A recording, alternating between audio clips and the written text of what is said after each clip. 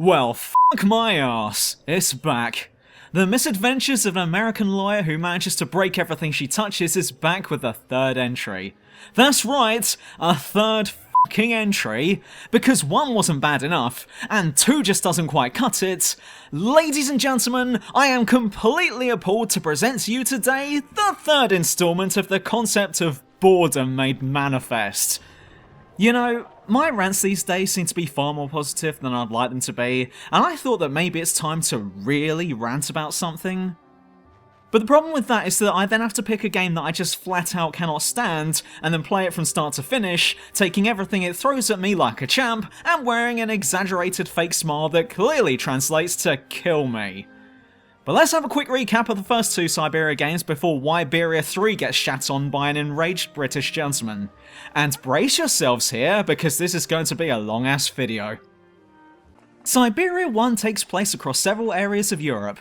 You play the part of an American lawyer called Kate Walker, who's an American from America, who is currently on an assignment to get the deeds to an old toy factory in France, and introduces herself by her full name, resulting in literally every character she meets referring to her by her full name, instead of just Kate, which has made me come to the conclusion that Kate Walker isn't her full name, it's actually her last name. So her first name is still a mystery to us, while her last name is Kate Walker. But anyway, back to it.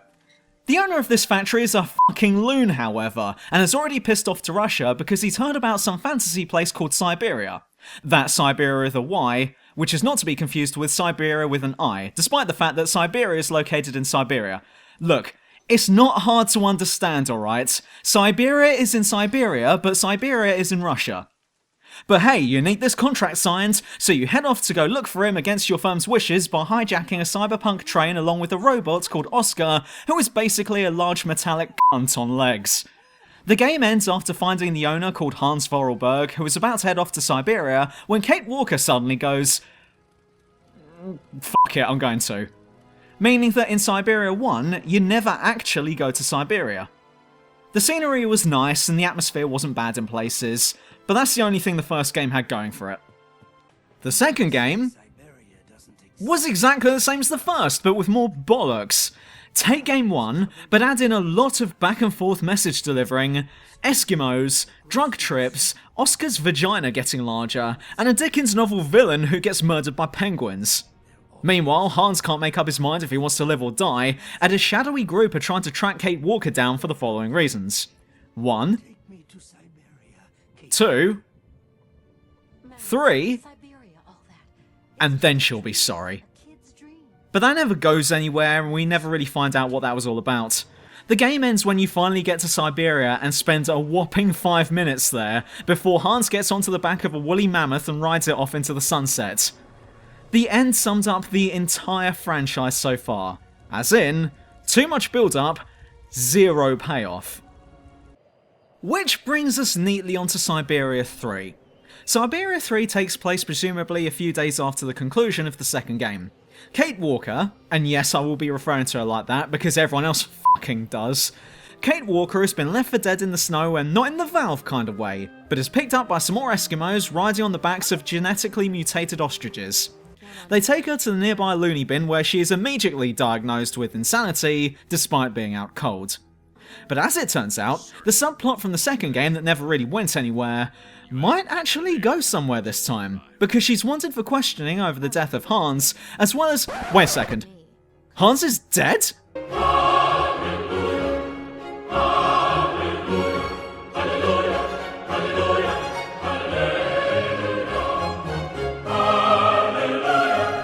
Oh, and about time too! Well, as it turns out, pretty much as the credits rolled at the end of the second game, Hans kicked the bucket and immediately fell off of the woolly mammoth. Or as I like to think, he fell off the woolly mammoth by accident and got trampled to death. See what happens when you don't respect the gods of health and safety? So now Kate Walker is semi on the run again, while trying to help out the Yukols because look at them! Bless their cotton socks. They do their best, don't they? And they're endangered after all. They might die out. Yeah, of course they will. I mean, they look like they're in need of a dinner. I can't tell if this is an endangered tribe or if I've walked into the restricted area of Willy Wonka's chocolate factory. I can't even tell if any of them have necks. Now, I appreciate that I've been quite unbiased towards this game so far, so you may be having difficulty telling if I like this game or not, but to give you an idea of how I feel about this game, here is a line that appears during the opening cutscene and it sets the tone for the rest of the game. Kate Walker, born in New York in the United States. She had an American passport on her. So I know that I originally said something similar to that in a previous video, but they're actually copying me now. A lawyer from New York in America? And she has an American passport? I'm not quite sure what you're trying to say, love, but let's just try to break this down for a second. She's a lawyer from New York. Now, New York is in America. And according to this girl, we know that that's true because she confirms that New York is definitely in America.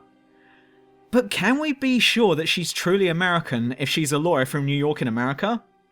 Well, actually yes, because she also has an American passport. Look, I kid you not, the second that line appeared was the moment I knew that I hated this game. And I went into this game as open-minded as possible. Hey, this game's been made from the ground up, unlike Syberia 2, so maybe this one might actually be good. Nope, and how do I know that? A lawyer from New York in America with an American passport. Fucking excellent. You couldn't make this stuff up. Well, the shadowy organisation from the second game wants to kidnap Kate Walker because apparently she killed Hans, so they're trying to track her down. But instead of just fucking off into the sunset herself, Kate Walker decides to help out the Yukols migrate. And that's the game. No, seriously, the entire game involves Kate Walker moving an annoying tribe of nomads from A to B. Well, what about stuff that happens during the game? Look, apart from a few strange scenes...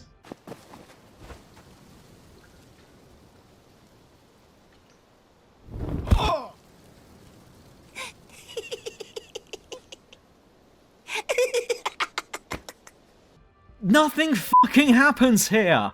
It's the first two games all over again! Why are we eating this shit up? Nothing happens in those games, and nothing happens here either! And anything that sounds great on paper that does happen? The game manages to find a way to make it boring! Remember in my Syberia 2 rant, where I talked about how a dude got massacred by a group of penguins, and Kate Walker got over it in a whole 2 seconds? Well, in this game, a drunk sea captain gets eaten by Cthulhu, and once again, Kate Walker just doesn't give a fuck. And this may all sound like it'd be a huge deal, but the game pretty much just throws this event away the second the cutscene ends, never to be referred to again like it didn't happen. In fact, at times it's like the game is trying to outdo its previous shittiness. I've talked about how annoying it is to hear each character refer to Kate as Kate Walker, but now we've got a character in this game who calls her Kate Walker. See you around, Kate Walker. Who also sounds like several other characters because it's the same voice actor who can't do different voices. A few years ago, he got through the interview okay, and also actually got that damn key from the doctor. Thanks to her calmness and peace of mind, I'm still here and on my feet. She found my medication and gave it to me before it was too late. Fuck it! I wanted a bit more structure to this video, but no, I'm just gonna dive straight into the shit if that's okay with you. So the voice acting. It was terrible! A small number of actors play several characters, but didn't try to make their voices sound any different, giving each character the feeling that they're just factory-produced robots with no personality of their own. Or in some cases their voices just don't match up with how you'd expect them to sound. Like this tavern owner, for instance. How do you think he sounds? A bit gruff and gravelly, perhaps? At the very least, you think he has a deep voice, right?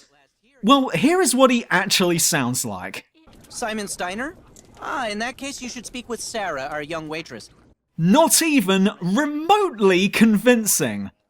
And while we're on the subject of voice lines, the subtitles are in dire need of proofreading, as many of them don't match up with what's being said. Back when the lake froze over earlier in the season. And I even picked up on many spelling errors as well. The old folk always said you should only cut a small hole. Considering the price of this game, I'd say that this is totally unacceptable.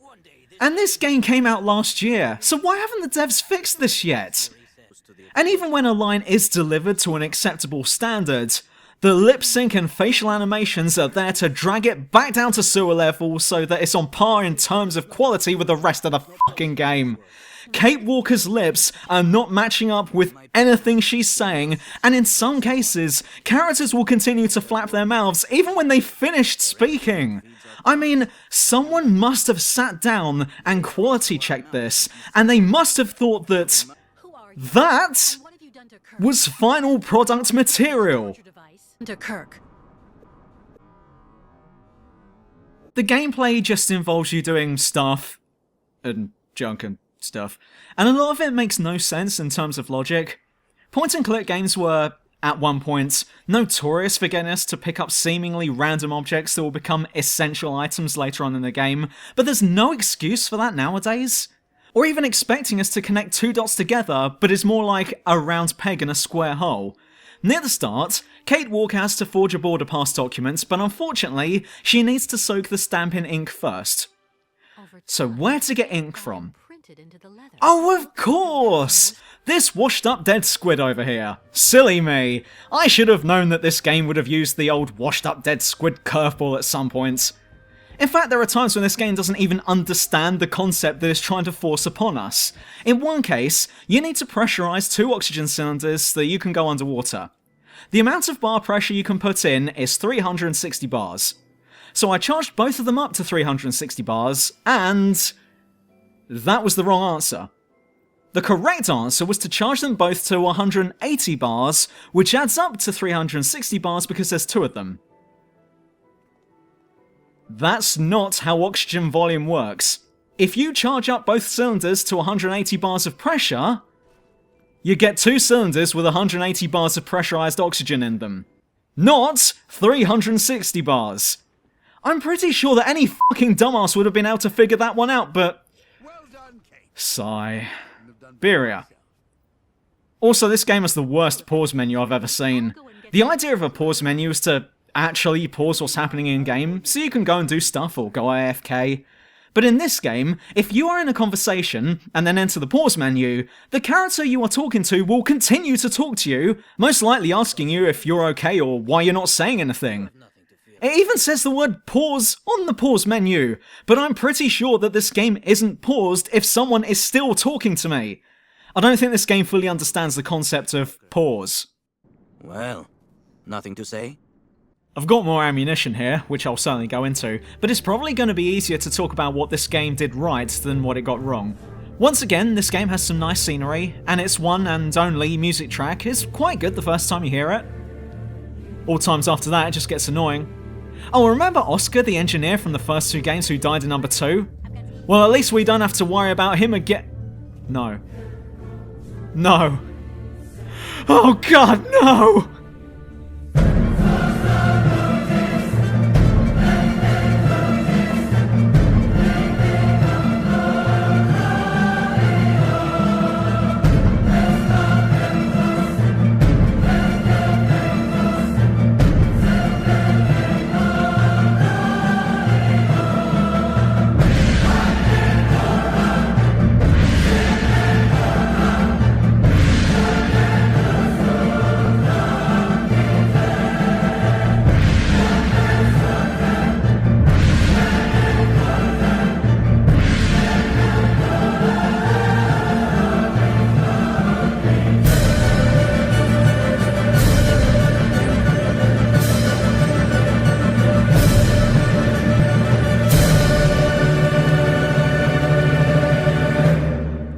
Hello, Kate Walker.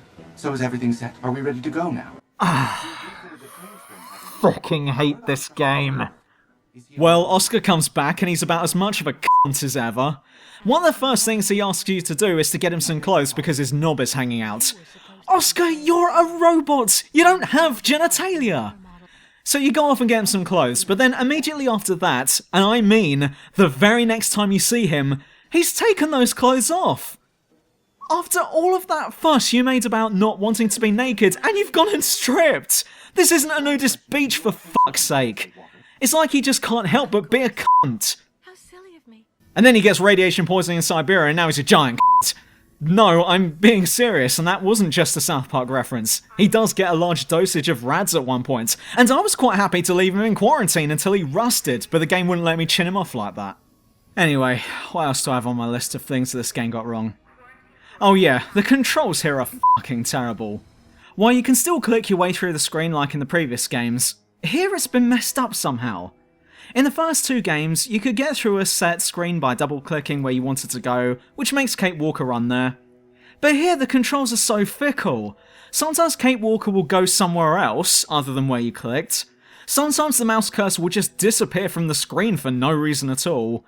Or you could control Kate Walker herself with the directional keys, but doing so feels so awful. Kate Walker controls like a malfunctioning tank that somehow has come down with diarrhea. And she stands still at an angle as well. I can't tell if she's standing upwind during a massive gust, or if she's about to fall over from shock that this franchise has a 3rd installment, or maybe her centre of gravity is by her feet. I don't know. I mean, who walks like this? Kate Walker does. Kate Walker walks like this. And bugs and glitches are boundless in this game. If you love seeing game glitches, then I'm actually going to recommend this game to you. For all of the faults the first 2 games had, at least they fucking worked! Like, honestly, by comparison, Syberia 3 makes the first 2 games look good. I had the game freeze in certain sections, I had weird stuff happen like Kate Walker teleporting across the room. In one section, Kate Walker gets captured and you have to escape the situation by smashing a glass bottle and using a shard to cut your bonds free. But when I first got this scene, Kate Walker just sat there not moving. At first I thought I was doing something wrong, or that I just couldn't figure out the answer to this puzzle, so I ended up looking up a walkthrough. Turns out what I had to do was... get this. What I wasn't doing was watching a cutscene. My bad, guys. It's totally my fault that a cutscene didn't immediately play after picking up that item. I was kicking myself when I found that out. Of course, stupid me. I should have known that a cutscene was supposed to play. That's why it didn't play! Reset the game. But it just stuns me that this is a series that had to keep on going. Like with the last 2 games, nothing interesting happens, and anything that's worth mentioning on paper, the game somehow finds a way to make it boring. You escape from the loony bin and start getting the Yukon migration underway. You try to hire a ship so you can all set sail together. You try to find a prosthetic leg for the Yukon shaman at the local workshop. Then you clip through the floor, which is to be expected. Afterwards you try to start up the ship, which is exactly like starting up the train in the first game. If you can't remember that part, then just imagine as if the game itself doesn't want you to do it. Then Cthulhu attacks and the drunken sailor gets presumably eaten. Then you've got to get the migration moving again through a theme park by riding the roller coaster and dropping a fucking Ferris wheel upon the entire migration, presumably killing a couple dozen in the process. Yeah, that happens, but no one batters an eyelid. Then Oscar comes back and reminds us of how much of a cunt he is before trying to pretend he's a firefighter. And then there's the ending. Oh God, I forgot about the ending. The ending. Jesus Christ, the ending. Well, it starts off well, with Oscar getting killed once again. But as the Yukols escape across the border, Kate Walker gets captured again and taken back to the loony bin. Now, I'm all for showing is better than telling, and I just want to show you exactly how this game ends. It sums up the entire thing perfectly, if I'm honest, and considering what I just played, the ending did not betray my expectations. Kate Walker.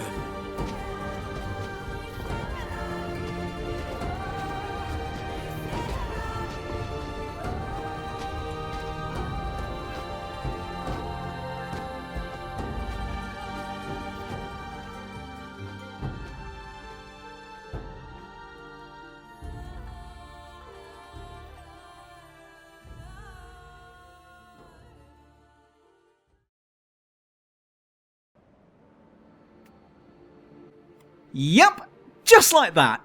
Just like that, the game ends. No credits, no post-mortem, nothing. And it doesn't help that the very last line of this game was Kate Walker. This game was trash from start to finish, and it's only fair that the ending should turn out to be a complete letdown as well. But what's concerning me the most is that this is clearly set up for another game. Syberia 4? That's a game this world could really do without. Can't we just conclude the story right here, with Kate Walker being taken back to the insane asylum and spending the rest of her life being subjected to unethical human testing?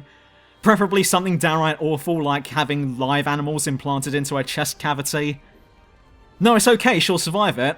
After all, her chest is a natural phenomenon, remember, as she's able to store all kinds of large ornaments in there, much like with the last 2 games.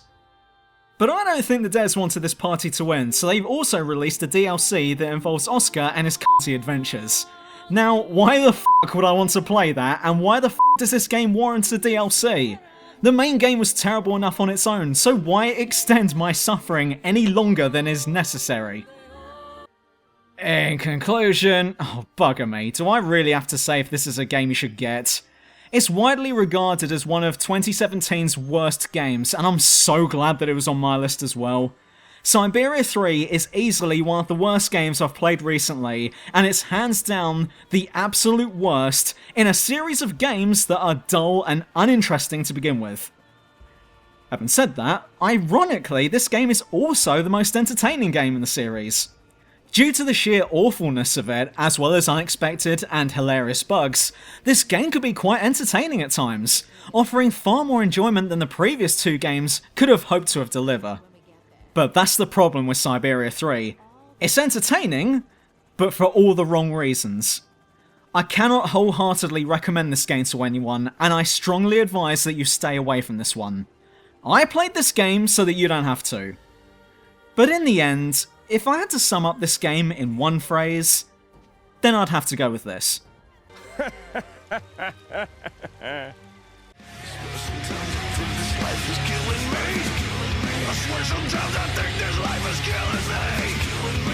Sometimes I think this life is killing me.